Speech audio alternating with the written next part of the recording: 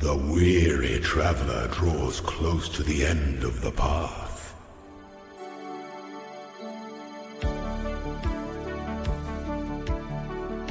We have never had it so good.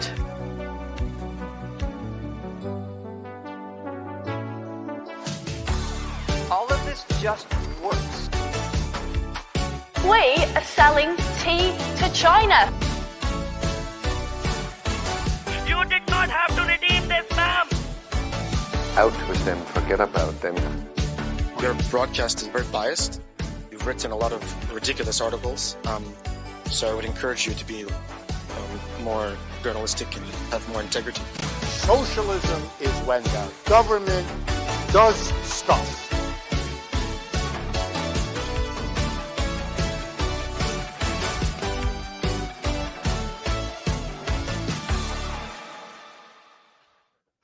Hello, and good evening, everyone, and welcome to another episode of The Longhouse, the weekly show for the sensible centrist.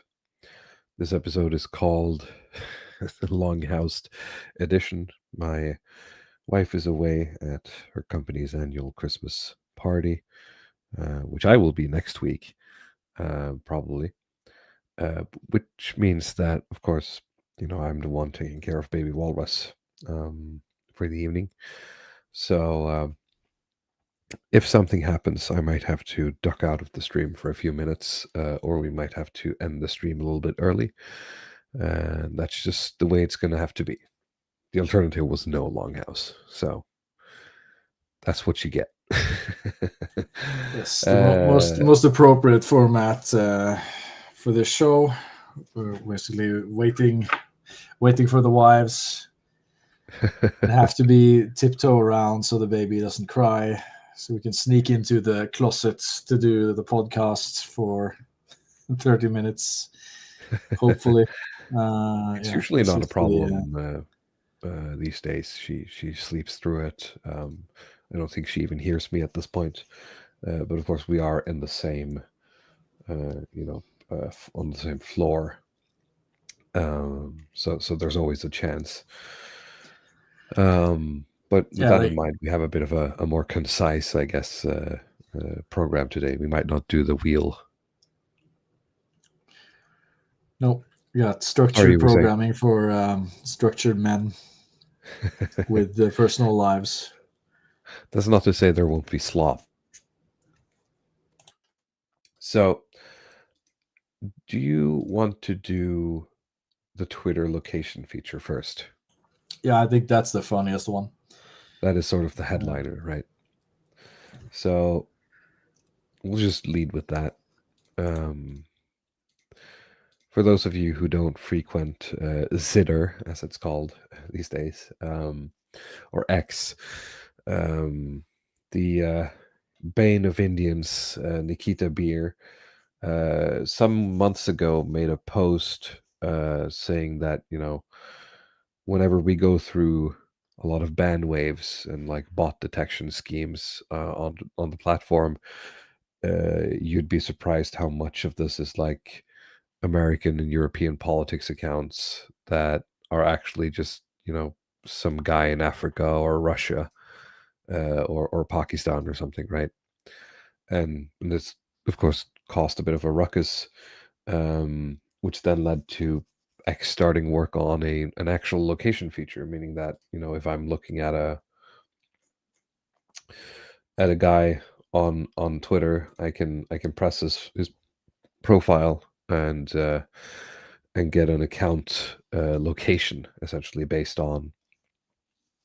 I think it's based on like a certain time period, a recent time period, but also based on when they joined and what version of the App Store they used to connect. So if it was in the United Kingdom or Europe or Africa. What this has led to is essentially a week of Twitter.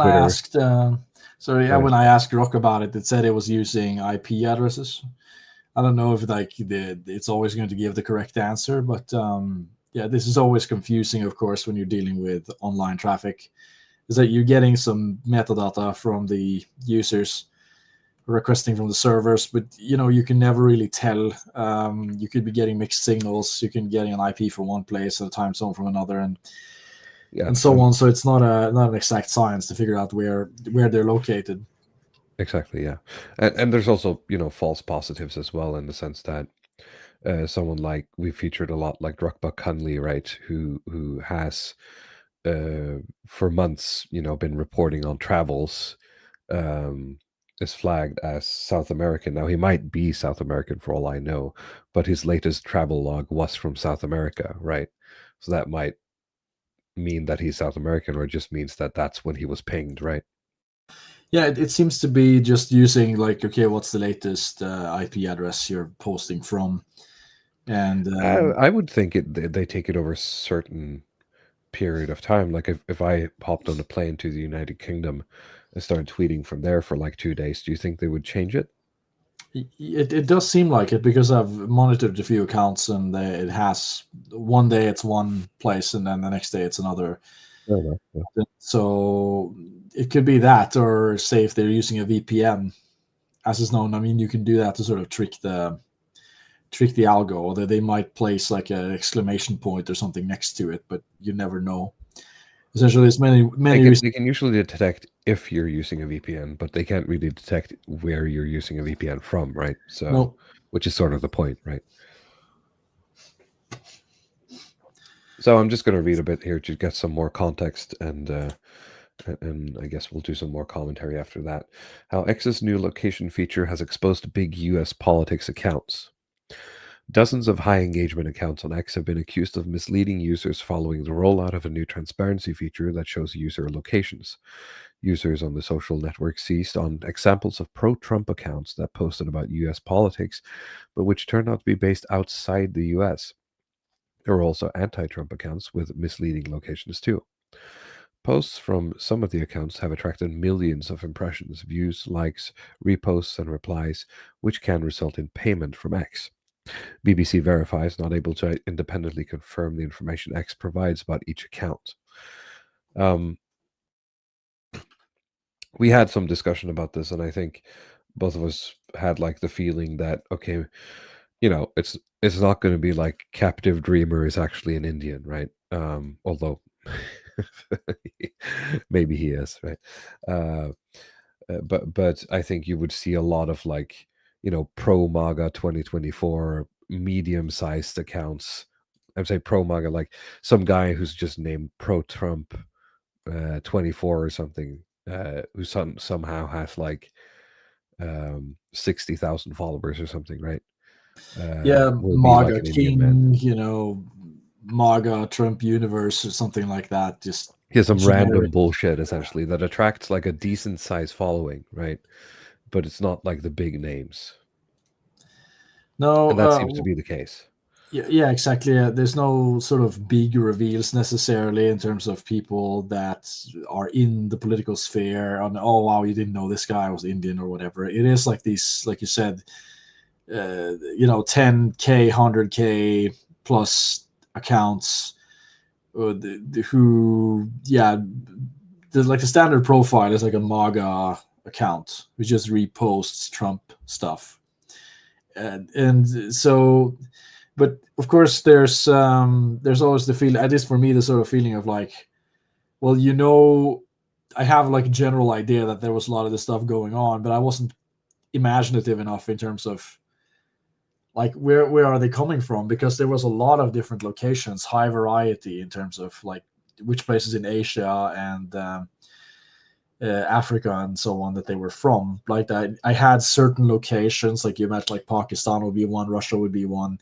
um, places like India perhaps, but there was a lot in between, smaller countries. So the people who get busted here are going to be these sort of global south political entrepreneur, small time guys who can, I mean, grifters. There's no, yeah, no other way about it, really. It's just like, some guy in the global south who's like, hey, I can post bullshit on Twitter and get paid for it, right? yeah, you live in Nigeria and you get a phone and you just go on Twitter X and you make dark MAGA 2025, whatever, and just post Trump stuff until you get 100K followers, and you get like a decent payout. So, if you understand English and you're social media savvy enough, then you can make probably a decent living in those countries. But there's nothing that's like super politically interesting here outside of how much of a sort of economical ecosystem is created for all of these like third world grifters, essentially. So, yeah. But let's finish the article and see if there's anything that comes to light here. Maybe we'll get into it, but what really surprised me was how much of the pro sort of Russia narrative accounts turned out to be African. That seems to be a pattern. I mean, part of that is that some African countries are more or less like de facto Russian colonies at this point, right? Because they've taken That's over what I mean, right? the Yeah. sort of military. There's that, so you don't know exactly what's going on there, but there's still like you could still just make like a sort of pro Russia grift account the same way you can do the pro MAGA stuff. Like you have enough people in the West who are sort of into this. Yeah, the stuff that I've dubbed like Russia cinematic universe, essentially, who are really into that stuff, and they'll just follow you, right? If you just keep posting stuff that's within that kind of fan fiction universe. So I guess that's Nudge what unit, I sort of Nudge unit coming in from the side here with an apt analysis saying that the thing that bothers me is how these Nigerians are better at Twitter than me. Well, I mean, you give the algorithm what it wants, and if you give it enough, then eventually you're going to get picked up.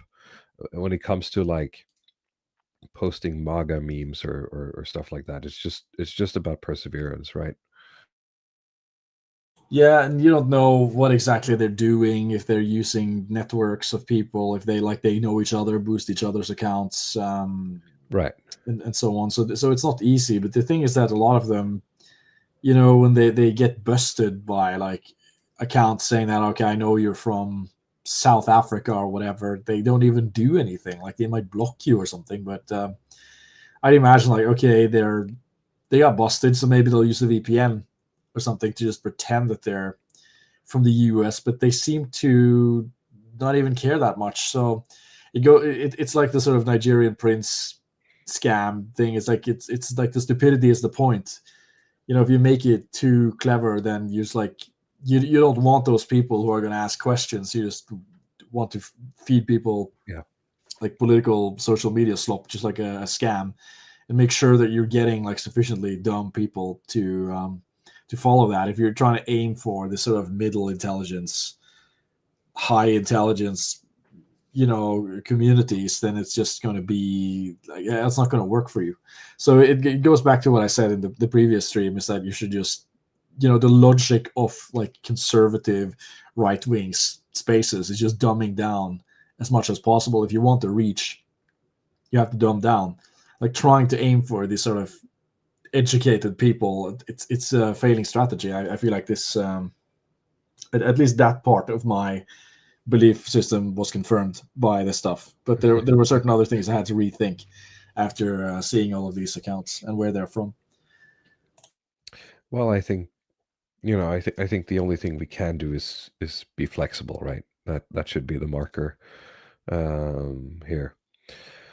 Vitlaus says YouTube algorithm openly boosts Browns. Well, I don't know I was talking about the X algorithm. The YouTube algorithm, for a long time, hasn't favored whatever we're doing. So it's not about that.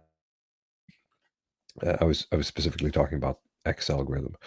Nudge Unit says, too disagreeable to slot max. Screw my stupid chud cell life, I assume. Let's see here. The location data is visible in a new About This Account tab, which appears on every profile.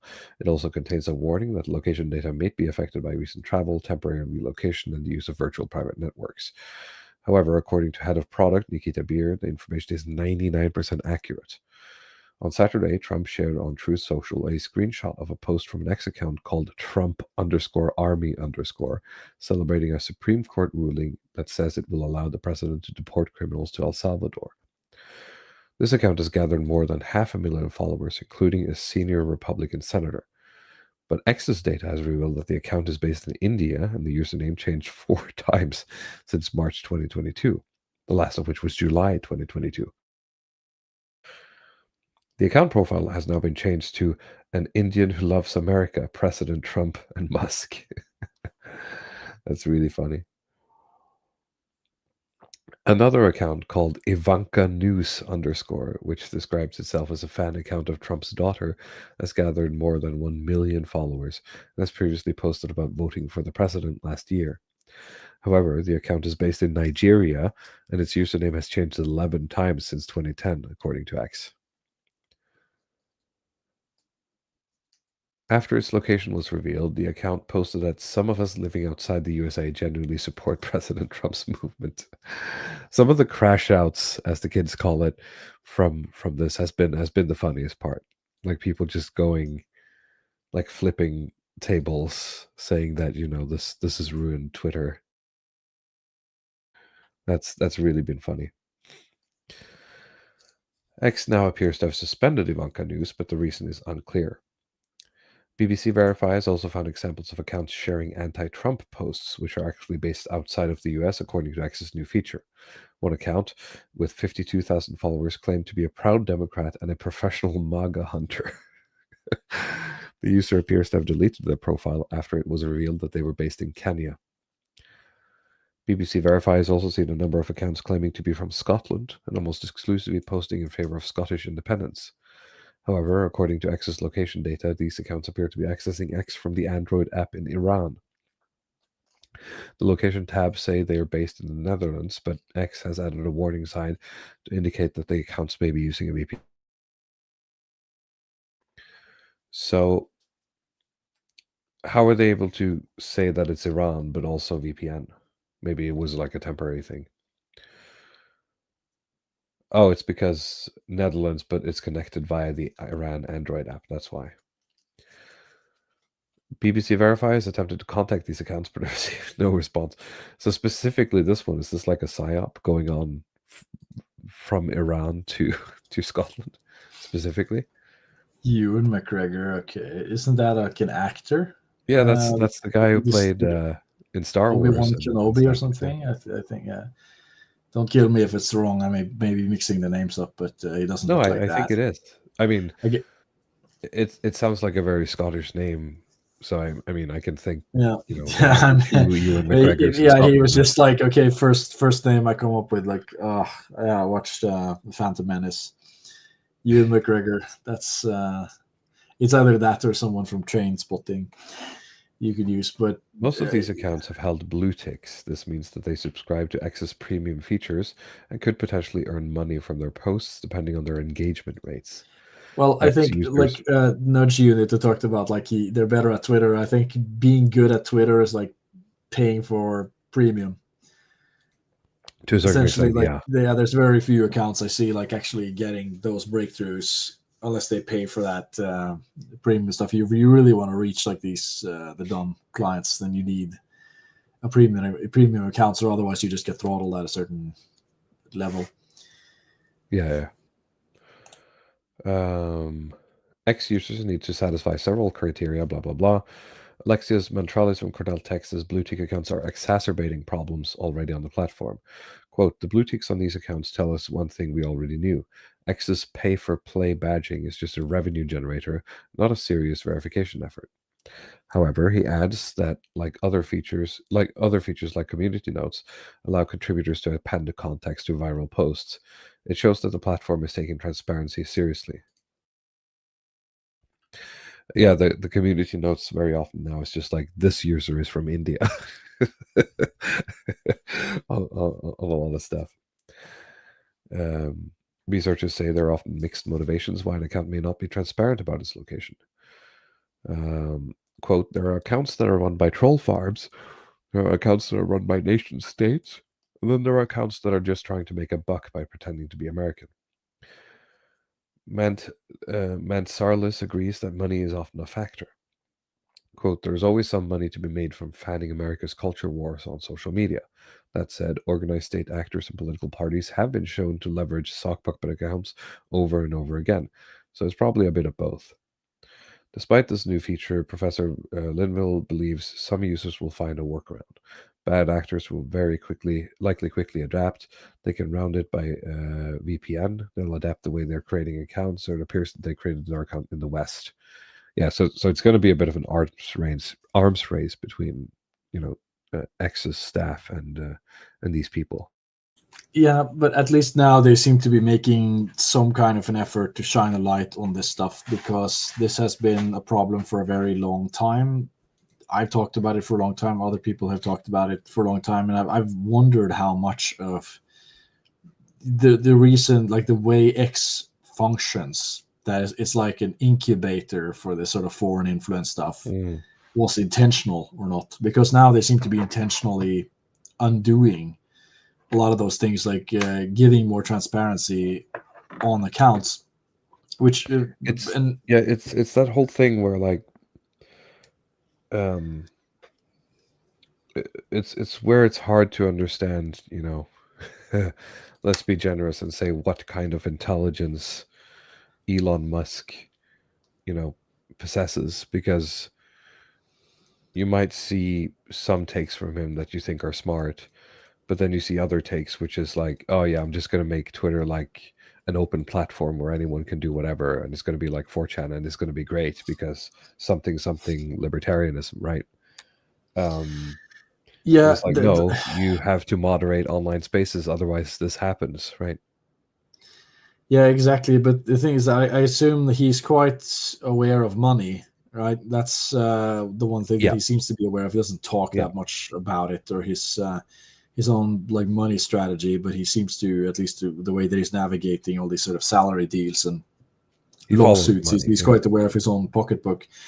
And I think that he would also have been aware that, at least my theory, right, was that he tilted Twitter in the direction that it's been in, because, okay, you lose the advertisers because it's sort of an open sewer, but at least you can, if you have enough anonymity and anybody can participate, then you open it up to the global south, essentially, where they can make money and they can pay for API access. Because the API was also extremely expensive, but because you have pay-to-play blue ticks and you have anonymity, it essentially means it's very easy. Like, you can make bots for cheap and reach a lot of people that you wouldn't have been able to reach otherwise. So, like, if he didn't understand that explicitly, there must have been somebody inside that organization who understood that, okay, I've looked at the inputs and outputs here, and the people who are paying us are essentially foreign agents who are spending. That has to be like Nikita Beer, right? Yeah, like he's looking at this, he has to understand this, but he's also the guy who's like, you can't just rip it out, you have to fix it, and this location thing is yeah, but essentially, like, what about like the revenue loss? Because how much of the engagement is he positive that he's going to be able to create a more interesting platform or something where people actually get, real engagement, where you can still make money there if people can bust you a lot easier? Like, if you're taking the bots out, you're displaying the flags and you're showing where everybody's from. Like, I imagine like that would be slicing some of their revenue without having a look inside. It's just my intuition about it. So I'm a little bit curious about what strategy they have going forward. I absolutely do we at any point sort of appeal to the people who left for Blue Sky again, right? Yeah, that's what I was thinking. Like, you're trying to get the old people back, now that there's more transparency. Because let's say if they do that and they get the API access back, then maybe they could also get more of these normie media accounts back. Yeah, that's what we were talking about a couple of weeks ago with all of these, like the Meteorological Institute in Norway that wanted to leave, and they, I mean, it might be different reasons for that, but they were blaming it on the API access. And from just like a straight economic point of view, this is a valid reason, because I had an API account, and I remember getting the email about the changes, and it's really expensive, right? Yes. So I do understand, Like, I mean, a lot of the conservatives on Twitter or the right wingers on Norwegian Twitter have been taking the piss out of the weather app for this, but this is a legitimate concern. It is very expensive. So you're going to pay like a high premium to post on an account, post on a website where you have very little engagement, and most of the people posting there are not interested in what you're presenting anyway. So you just make the executive decision to say, why bother, and let's just post on Blue Sky or wherever we can get easy API access through the CMS system.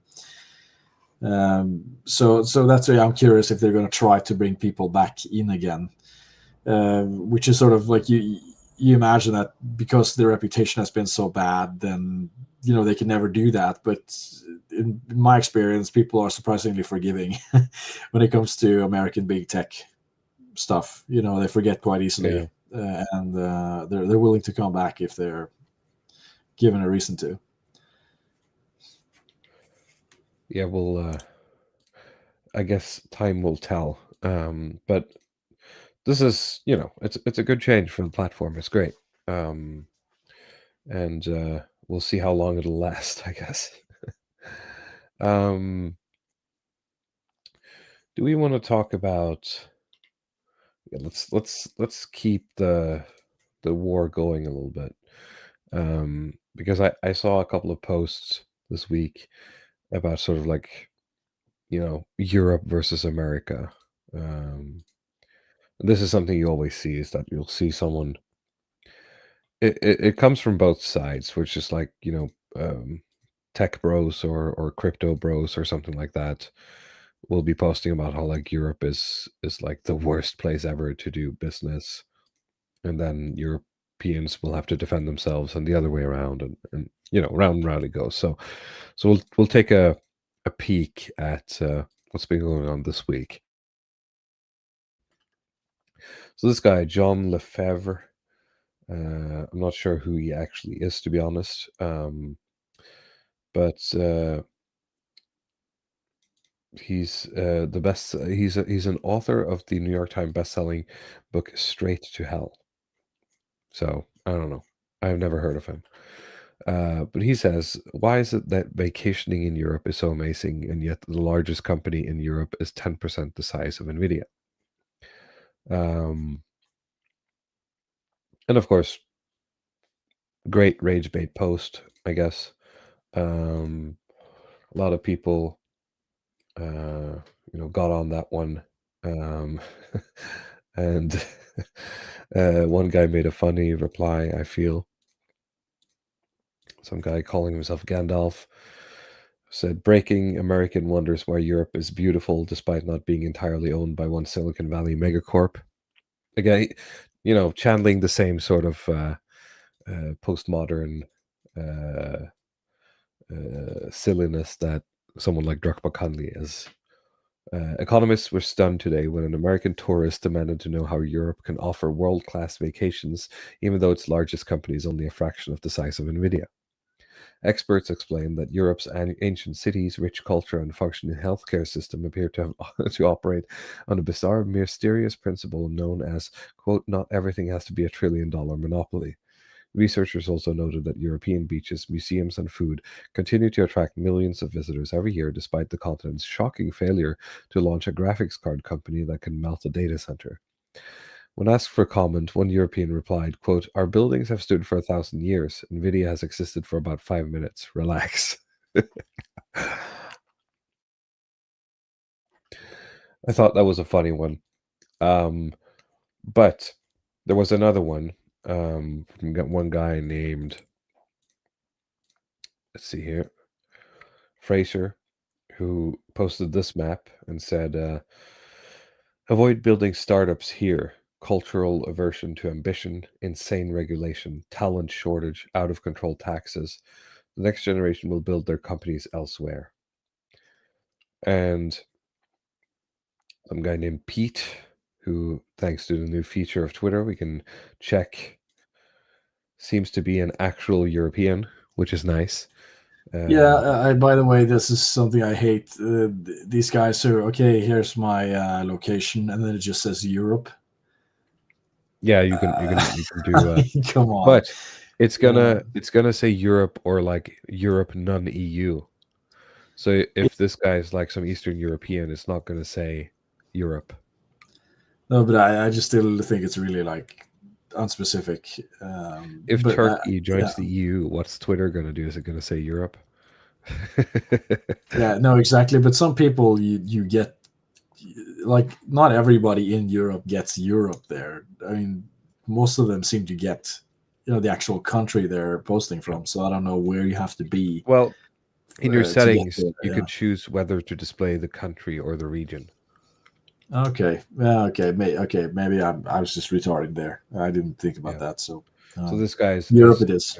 Let's say he's posting from Denmark. He's gone and set his privacy settings to be like, no, just show the region, and then it shows Europe. And he says the EU is the world's largest net exporter of high-tech goods. Germany alone exports more advanced manufacturing than the US and China combined in several categories. Something even the WTO's tech trade data makes clear. If your bar for good regulation is letting crypto bros burn pension funds, you're not making a serious point. He rants about talent shortage, while Europe produces more STEM graduates per capita than the US every single year, according to Eurostat and OECD. The problem isn't talent, it's founders like him who mistake Twitter engagement for economic literacy. And I think it's very funny because, I mean, he's throwing out a lot of sort of, citation needed statements here. Both of them are, obviously. But of course, it's all just sort of culture war. Sure, bro, Europe is great for building startups. Laughing, these people have already made up their mind essentially, and they're just tossing shit over the fence at each other. But I was reminded of like my very first stream I ever did on this channel was translating a lot of Knut Hamsun's essays, and already like 100 years ago, there are European authors like him who lived and worked for a while in the US, saying that the Americans are probably going to dominate this century, but they're also going to basically burn themselves out because they have this insane drive to just like keep hammering away at things, over trying to solve it more efficiently, right? And this is pretty much what it's about, is like, why won't you let me just work myself to the bone, and burn out? I'll never build anything worthwhile here, type of mindset, which just isn't true. Like if your gauge for this is like, oh well, but you don't have Silicon Valley. Well, no one has Silicon Valley. Silicon Valley is pretty much an anomaly that's propped up by the American empire in itself, and without the and money structure from of the American all government, over the it will all fall apart. And even if you say, okay, where else do you want to build a startup, and you go say United States, well, it's not every state. Like, there's a few places, in California, maybe Texas, maybe Florida, maybe like New York and so on, where you can actually have these startups. It's not like every state is going to offer the same talent. There are places in Europe that are to- more startup friendly than others as well, right? Yeah, exactly. That's true. I mean, the problem is scaling, and the talent stuff, which, like you said, that's probably the stupidest point that he has. I think, Europe probably have some of the best people. At least, per capita, I think they probably have some of the smartest, most well-rounded, educated people in the world. But okay, there's something to the ambition stuff, like you talked about, that this is sort of the slacker Euromaxed culture. People don't want to work their asses off, and the tax codes don't incentivize it in the same way. But that's also a little bit different depending on where you are. Yeah. Like, the biggest problem is the scaling, right? The market access and scaling, which is like, okay, I want to build a company in Sweden, and I want to sell to Germany and Netherlands and France and Spain and whatever's, and the invoicing regulation is going to be different. Yeah, it's going to be in every country, and the like, tax regulations will be different, and the market's tastes and peculiarities will be different, and uses will be different. So you can succeed, but like getting this kind of like mass audience size and scale, mass adoption stuff that you get in the United States, it's probably not going to happen for you, even though you work your ass off. Even if you make like a really gangbuster product, if you don't reach the American market, then you won't get the American stock price. That just won't happen. So Yeah. but of course, typically it's just been seen as, well, if you want that, you must move over there, and there's just been a kind of like free flow. They can just bring the talent in. You can just go there if you like, if that's Yeah. your thing. But now it seems like, well, there's going to be a bit more of a rivalry, a bit more of hostility. Not just transatlantically, but between the European nations as well. So, but again, like, where else does he think the startups are going to come from? It's going to be the United States. If he's imagining like there's going to be some countries in like the global south that are going to be spitting out these super apps in the future, like the Nigerians are going to create the next Uber or something. I mean, I don't see it. I just have. It's like, yeah, there's some truth there to European bureaucracy and lack of ambition, culture, and so on. But like, it's the Thomas Sowell question, compared to what exactly? Yeah. What are you comparing it to? And then What's the opportunity cost, essentially, right? when you make that comparison to some of these other countries, even the emerging economies, then it starts to look a little bit different. Yeah, it's an annoying sort of shit flinging to have to watch. I guess is my final take on that. It's nobody wins. But it does seems to be its own kind of category of posters, and like with everything else, you assume most of these influencers who are posting about like how Europe sucks because of regulation or stuff don't actually do anything with in the market themselves. They're not really entrepreneurs posting this stuff, and the ones that are, it's like a sort of tiny minority. But it's just become this. It's like another subgenre of populism to just sit and complain about Europe the whole time, and the European economy and so on. But again, a lot of it is sort of based on the Europe America comparison. That's the only way this makes any sense. If you have to compare the two, and you ask, why isn't Europe more like the US? And many people ask themselves that question. I mean, like, the WEF exists because Klaus Schwab asked himself that question. I mean, there's a lot of that going on, where like, okay, how do you replicate American economic dynamism in Europe? And they can never quite figure out how to do this. But America really is an anomaly as well. And even if we look at the, what their market looks like currently, and how concentrated it is around these like 7 or 8 tech businesses, it's looking a little sketchy, to be honest. I think most people should just like, okay, is this real? Like, is this real life? What is even going on here? Is Nvidia supposed to be worth more than entire countries because they design graphics cards that's being used in AI, that's being used to generate porn? Yeah, the thing that we're all saying is a bubble now. Is that what we want, right? And this is back to like the American sort of like distilled Faustian spirit that's just gonna barrel out of control by design, almost, right? Yep. It's gonna be great though while it lasts. I'm gonna sort of segue a little bit off of this because it's related. Do you remember last week I told you about a piece of software sort of integral to Linux that was being the allegedly target of like Russian disinfo campaign, essentially by publishing suggestions to basically disallow certain creators from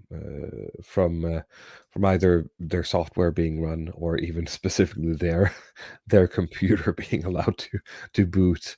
And the reason was that this man was allegedly named a fascist.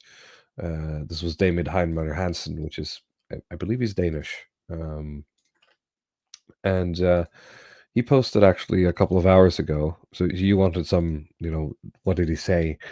And I said that I think he at some point sort of like referred to Tommy Robinson. Here he posted 9 hours ago. So much of the current political upheaval in Europe and the repressive response it has produced is downstream from the failure and tragedy of mass immigration. The Union will remain lost until it turns the ship around. Europe's other problems, like an aging population, low birth rate, moribund business environment, just can't be fixed by settling vast numbers of culturally incompatible people who take more than they give. This shouldn't be controversial. The math is plain. Which is, we talked about and I know, basically finism of Denmark is based on, the Danish autism just can't, or the Nordic autism just can't ignore the numbers after a certain time. And this seems to be what this man is doing. Europe can, of course, still benefit from cherry-picked immigration.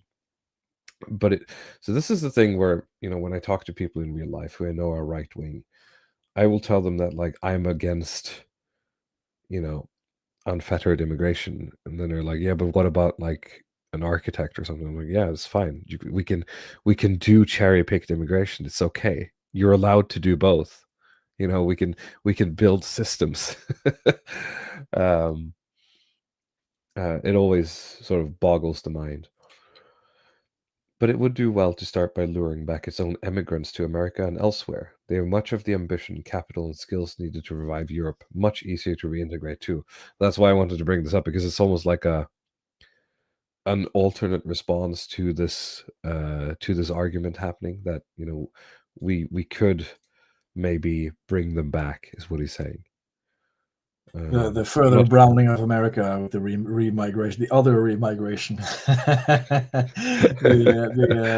remigrating white people back to Europe. Come home, white man. Come home. We're aiming for 25% white America. Yeah.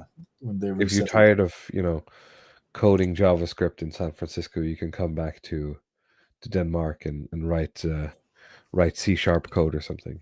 In Euromax, as much as you like, go have a beer. You can have a lucrative income donated to a sperm bank if you feel like it. It's the best side hustle you can have in Copenhagen. I don't know who these people are. This is just the responses, but we should stop treating low birth rates as a national or European problem. It's simply a global reality. I doubt there is a, quote, German solution or even, quote, European solution to this. If there's any solution, it's global. And that's true. I mean, again, Hans Rosling was right. He just didn't think it was going to happen as quickly as it has. Part of, and this is the thing, part of like the Klaus Schwabianisms of yesteryear, as it were, the fourth industrial revolution, or whatever he calls it, is recognizing that this is going to be a problem. And it's his take sort of on, how can we get through this and remain on top? Someone like Tony Blair has its own vision of this. And this is just like a reality we're going to have to deal with. That's the point. There's going to have to be some kind of reduction in living standards as a consequence of this. Whether or not it's going to hit, you and me, Ludwig path, maybe by the time we're old, but it's certainly going to impact our children. Yeah, no, I think it will impact us in our lifetime. I mean, you and I might just be sheltered, say like we have reasonably cushy jobs, right, in the tech sector. So you're not going to feel the brunt of it. But like within 10, 20 years, people will be feeling this issue. Right. I found this. Let's see if I can find this tweet from the guy who manages the Norwegian Sovereign Wealth Fund. I will paste it in the private chat and you can show people, because I thought it was, you talk about these weird business relationships and interesting statistics. Let's see here. This At this point, I feel like, okay, here we go. Japan now sells more adult diapers than baby diapers. Much of the world is heading the same way. How will this reshape our economy? This is the number of 100-year-olds in Japan for the last 80 years. Wow. So it's been quite an exponential growth since the 2000s. And there's a bump here in like 2020. But yeah, it's growing rapidly. It's actually insane. Yeah, so part of the adjustment is just like, okay, you have to really adjust to what do you do with people who get this old, because this was not, normal. This has not been normal throughout history, that you have this many 100-year-olds. Yeah. Or people who grow to this age, and most of the pension schemes, retirement schemes we're currently working under, the paradigm assumes that you're going to die at 70 or 65 or something. Not that you're going to live to 100 years. So it changes the math completely. But there's also loss aversion is just a fact of life, like in economics and everything. People are more afraid of losing things than they are of not taking advantage of the possibility of gaining things. And it's sort of when you introduce the idea that you're going to work longer, you're going to get less pensions, we're going to have to cut your benefits. You face a democratic problem again, because just like they've increased the amount of 100-year-olds exponentially, that they're still voting, like they're still engaged politically, they still have voices. So there's an asymmetry there, with the young and the old. I mean, we've touched upon this many times, but it's just it's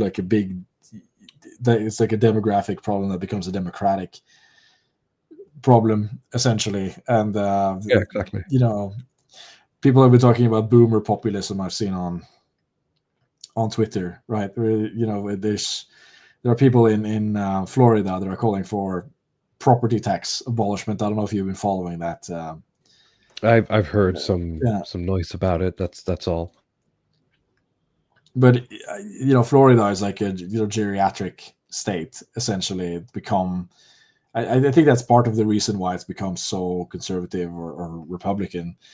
I mean, DeSantis' success is part of it as well, but you have a lot of people who retire with money to Florida because of low taxes and warm weather opportunities, and so on. And now they've started to sort of ask for, well, I paid off my house. Why should I pay taxes on something I already paid for? Right? It's in a vacuum, completely logical position, but there's a kind of social contract issue there, where it's like, okay, you're going to get a pension, you're going to get the Social Security paid for until you're 100 by working people, essentially, and you're not going to pay in anything back into the system whatsoever. So you get like the boomer populism of like, okay, keep your government hands off my Social Security and no property taxes, and you're going to get anti-boomer populism, which is really just day of the pillowing. It's kind of like, if you get the socialist left guys into it, you'll just get the anti-boomer populism, because they're just going to do the Canada healthcare move that Sam Hyde, prophesized in his infamous TED talk, right, where he just yells, "We're just going to kill him," right? But I mean, of course, if you can avoid it, you don't want to. You don't want to assist a dying grandpa, right?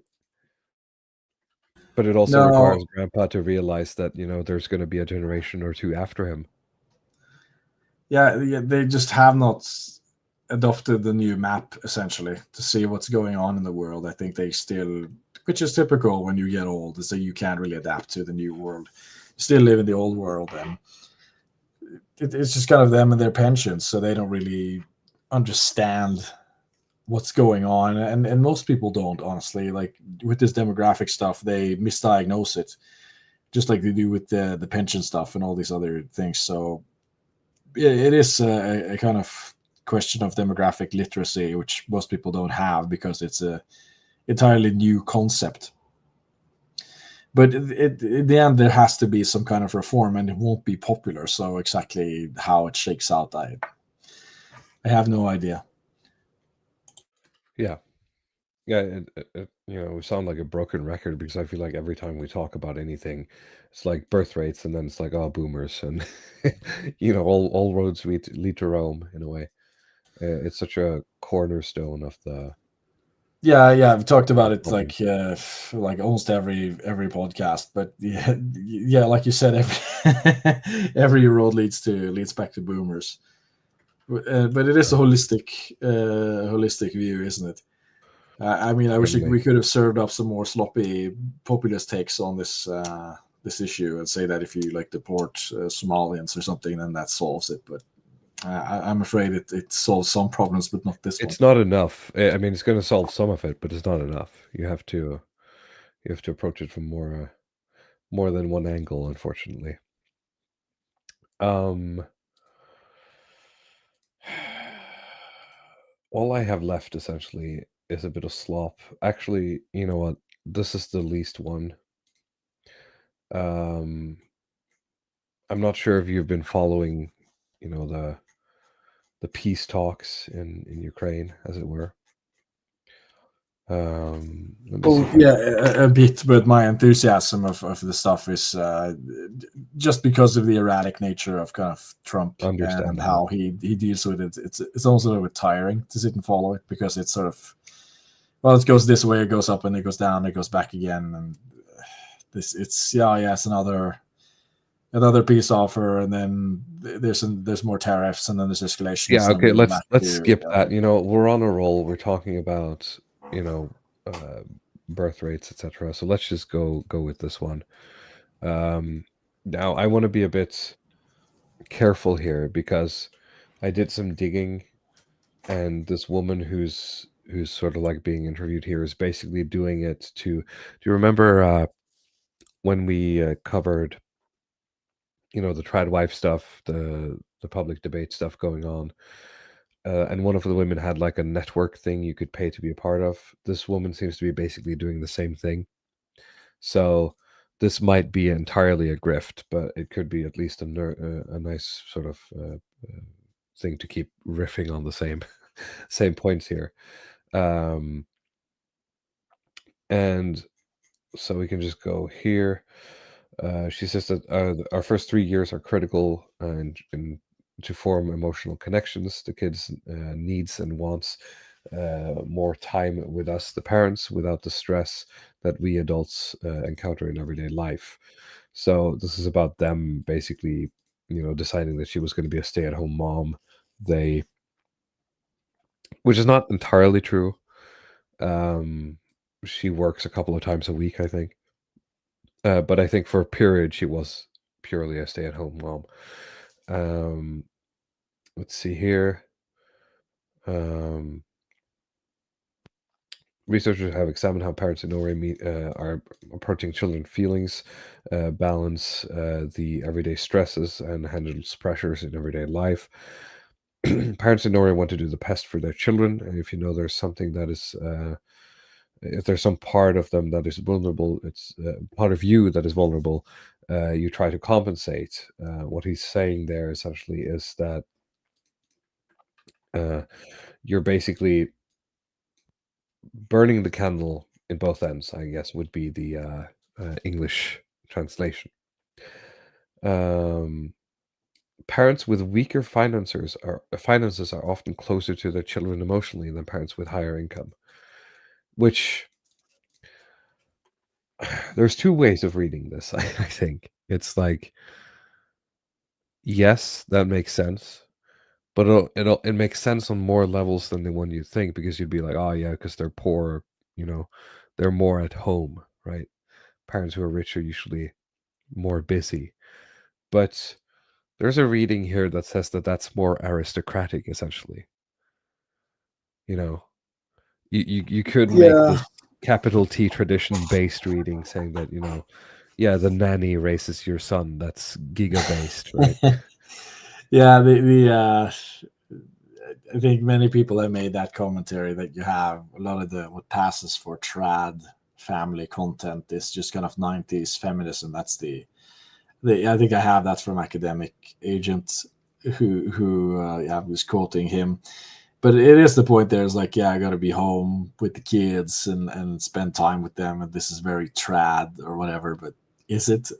I mean, um, say like Well, you had, it's not that I'm discounting the fact that, a young child enjoys the presence of their mother more than, other people in the first couple of years, but it's also the fact that the nuclear family, as it were. I thought about this the other day because um we were out about town with baby walrus, right? And we happened to walk by the place where my mother works, so we stopped by because we have to pay tribute, as I like to call it. We can't walk by her place of employment without popping in and letting her see the baby, right? um which then one thing led to another, and we decided to just go over to their house, right? Because my dad had bought a new TV, because it's like Black Week, right? There's deals, um, which then it became quite obvious when we got there that like there's no way he's going to be able to hang this TV on his own, so I'm going to help him, right? So we ended up staying the night, essentially, not staying overnight, but staying the evening. And with my wife there, and my parents, and everything, and baby walrus crawling slash walking at this point around, the job of parenting the baby is a lot easier when there's more of you there to sort of share the burden, and each of you give their input, right? Because I'll be holding on to her for a couple of minutes, then my wife will, then my mother will take her for a while, and the overall sort of experience, I think, for both us and the baby is a lot better, right? So what I'm trying to say here is that you know two parents burning the candles in both ends to have the nuclear family thing with the trad wife isn't necessarily the human norm, right? That's not yeah, necessarily yes. the social evolution, right? That And I took think you place. could argue that this is partially birth rate suppressing as well. The Exactly, yeah. expectation of like, okay, you give birth to a child, you have to do everything yourself, and you have to spend so Exactly, yeah. much. Like the overhead that you have with one kid, it's like, shit, I'm gonna have another one because I have to spend so much time with them. And And I read it on a Norwegian forum about this the other day. This is all anecdotal, of course, but a lot of people were saying like, yeah, we had two kids, right? We're now old, and no way we're getting a third because there's just not enough time in the day for like activities and bullshit and everything you have to do for the kid, right? So as we've said before, it doesn't help giving money to increase the birth rates. You need to give people time and space, and everything else in society is essentially geared against doing that. So, yeah. yeah, I'm not sure if like is going to be the solution to have this sort of super duper trad nuclear family. Like, yeah, maybe their kids are going to be wholesome, chungus, developed people who got all the love they wanted and walk around in the world like they own it. But it's not going to increase the birth rate by very much if It's not. the And it's model only is going to just work going to as long be, as yeah. you keep subsidizing it, right? It's not a stable long-term solution.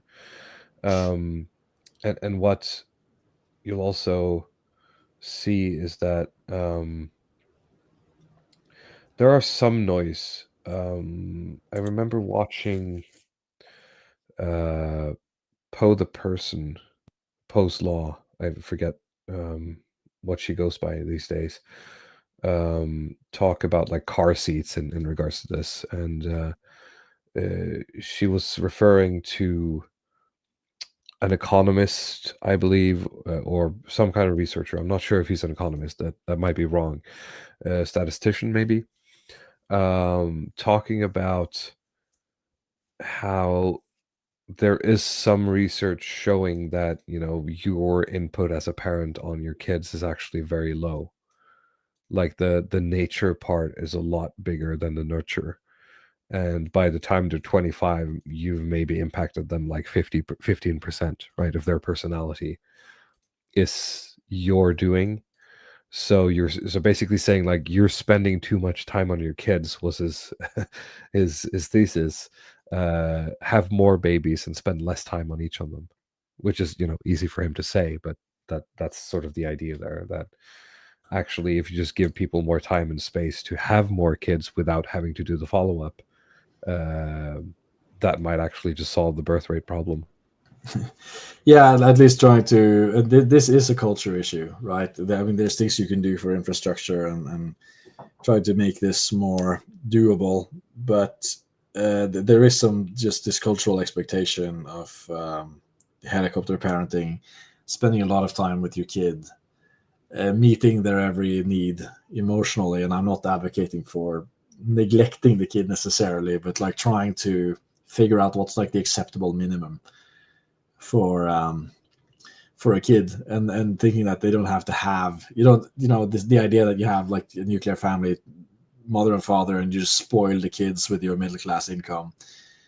It's with the boomers, it was like materially, Gen X boomer silent gen parents, you have two kids, you just spoil them with stuff. And now it's like instead of stuff, instead of like the economy of junk, you have like the experience economy, where it's like, no, it's the time that you spend with your kids that you're supposed to spoil them on.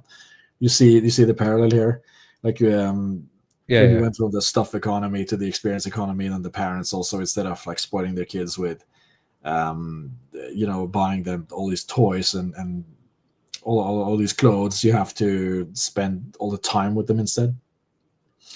Yeah, But exactly. again, I feel like it's still, we're not getting there. By the way, I mean, it would have been interesting if we could I sort of failed to see what would be the political solution here, right? How do you policy yourself out of this without deregulating stuff, I guess, is the only thing I can no, think of. I have no clue. There are certain factors here that are just self-reinforcing feedback loops, and how exactly you get out of them, it's like anybody's guess, really. Like, I wish you'd seen more good examples, but the problem is like, okay, you can pour money on the problem, but you just create inflation. You could try to have incentives, but it's just like a short-term vitamin injection, and then it goes away. So, I mean, you could try to not make things, basically fine, have a basically fine environment for child raising. But there's something, with the modern condition as well. Like, I wish I had some quickie solution to this as well. But like, where you deregulate and how you deal with this kind of hypersensitive system, I don't know. I mean, as a sort of segue, we're not going to talk about it here, but I had like a small interaction with Leo Borealis in response to a thread from an American living in Sweden who had been dealing with the Swedish Child Protective Services. Oh yeah, I I thought forgot to bring that up. Yeah, that could have been, maybe that could be next week's episode or something, because I thought that was I don't know, pretty interesting. To look at the role of like the Scandinavian Child Protective Services, and the how foreigners are dealing with it. yeah. I started looking. This is part of why I put it away, because I started looking into that guy, and it was a bit of a rabbit hole, where I don't know what is like his delusions and what is actually happening. So maybe we'll be able to scrounge up some more detailed information on that. yeah, I think that that will be an interesting and funny journey to take. Essentially, with because I've been talking about this before, how I feel like it's the Child Protective Services is like the last immune system that Scandinavian countries have against foreigners. Well, and Essentially, it seems to be failing in some respects that we covered earlier this year, right? yeah, Which sucks, because it turns out if you just if you just make your entire family lie, then there's nothing CPS can do. yeah, If you have exactly. So the it's if you have the family structure to do that, right? but yeah, Okay. we'll get back to it. But maybe this is a nice point to round off That's what I was thinking. Yeah, the episode. a little bit shorter this week, but of course, it is the Longhoused edition of the Longhouse, and that brings with it a bit of a shorter runtime. Let me check if there's any final things in my Twitter bookmarks here. No, it's all slop anyway, so it's fine. Thank you, everyone, for listening this week as well. Thank you for watching. Next week, we might not be able to do the stream. I might be away at this point. So there might be a 2-week wait until the next episode. But until then, have a great rest of your evening or rest of your day if you're in the US, and a great weekend. Thank you very much. Bye-bye. Goodbye.